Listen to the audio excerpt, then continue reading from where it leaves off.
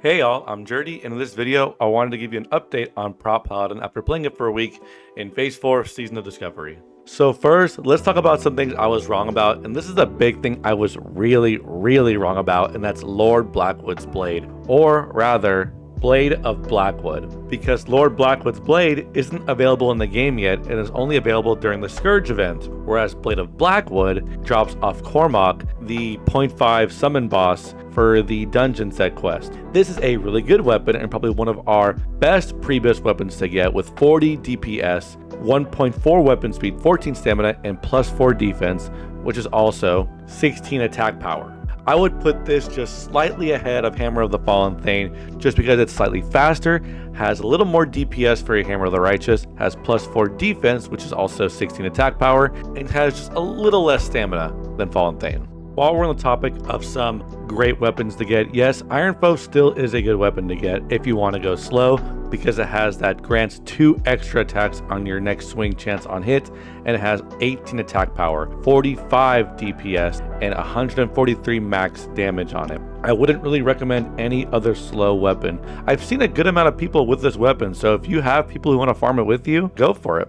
And then Quelserrar, while it's not really a Prebis weapon because you can't get it until MC is out, you can get it before you do MC if you choose to do Ani first and you get the book and do the quest chain on it. This is not bad. It's good for some reasons and bad for others. It's good in that it has 55 DPS, so your Hammer of the Righteous is going to hit a lot harder. It has 14 stamina, and it has that nice chance on hit proc to give you 25 defense, which is 100 attack power for 10 seconds. It's bad in that it's slow. It's not slow enough to be a good slow weapon, but it's not fast enough to be a good fast weapon with that 2.0 weapon speed, so it's not good in the sense of wanting to reset exo procs. But if you have this, you're not going to grief your raid by having it, and it looks badass. So I'm not going to say don't get it. If you want it, go for it. In my last video, I showed the Deep Prot talent tree. This is a good tree, but you could take out 3 points from strength and fill up Vindication for 5% crit, because crit still is really nice to have, especially with something I'm going to talk about at the end of this video. Or you can completely take out anything from the Holy Tree and fill up Vindication and Pursuit of Justice. My only argument against Pursuit of Justice is that the minor speed Enchanted Boots is the same exact thing, and I don't think 7 agility is going to outweigh 4% strength if you only put 2 in here, or 5% strength. I don't think you need Pursuit of Justice in this phase. I also posted an AoE build in that video, and it's still good. I just haven't found myself actually running it because I don't really need it. Now, granted, all of my dungeon runs are usually mostly full guild runs, so maybe that's why, because we're all in Discord. If I lose threat, I know how to get it back. But the reality is Consecration is not as good as it is now, like it was in TBC and Wrath. Its threat generation isn't that strong. It is good for initial pulls, but it's still not going to stop your hunter or even your balanced druid from pulling threat away from you if they're really pumping. Now, if you're doing mostly pug runs and you are not in Discord calming, I still recommend going Consecration. You just don't really need it. So if you want to have a true off spec like a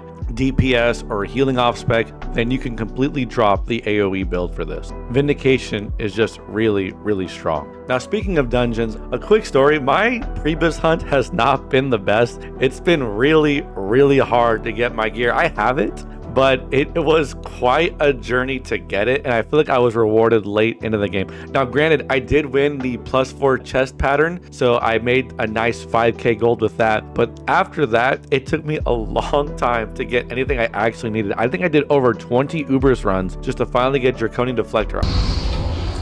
Oh my god, they dropped. Oh my god. Oh, funny enough though, Skull Flame Shield also dropped, so I got both those shields in one run. You're a better tank.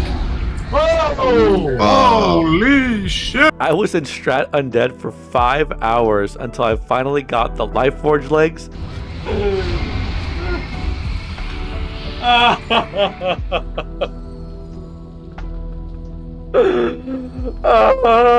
And then after I got it was when they announced that it was all going to the real vendor, so that was fun. I spent 4 hours doing emp runs to get Hodge. So as much as I love getting Prebis, it was not an easy journey for me, but I hope it was an easy journey for y'all. So let me know in the comments how it's been for you. I'm still stuck as I'm making this video on the Duke part of the 0.5 chain, but doing that chain and doing all the quests like the Fallen Hammer quest, or rather the Shield of Righteousness this rune quest, the Squire quest, has been really, really fun. Whoever does the rune quest designs for Paladin has been doing such a good job since phase 1. These are such fun runes to do. I am curious though, I haven't seen Enos the Pure at all, so I'm hoping they didn't just forget about him and we're going to see him later on down the line, because I think he's a bad guy. And I know still no BIS list opinions. I truly trust you going to Wowhead. I'm sorry, I just genuinely have not had enough time to work on that. It's because of how long it's taken me to get my Prebis. As the main tank in my guild, that is priority number 1 over posting videos. I'm sorry about that. Wowhead does have a good list up with plenty of options, both PvE and PvP for two-hand and sword and board enjoyers. I will give my thoughts on that hopefully before MC is out. I do apologize though, just trying to get that gear is priority number 1 for me. But the last thing I want to talk about, and I want to be honest with y'all, I'm going to talk about this because it's absolutely garbage. It is terrible. You don't want this. This is something you will never want. This absolutely does not work or proc with Art of War at all. It's terrible. And that's Blaze Fury Medallion. It's terrible. You don't want it. It doesn't proc with Art of War. It doesn't make your extras reset faster. It's stupid. You don't want this. You don't want this. It's not BIS for Prot Paladin right now for threat. You absolutely do not want this. I'm saying this because it's terrible and Blizzard should leave it alone because it's just terrible. You don't want this. You understand me? You don't want this. But I think that's it for me in this video, in this update. Prot Paladin has felt just really, really, really fun to play.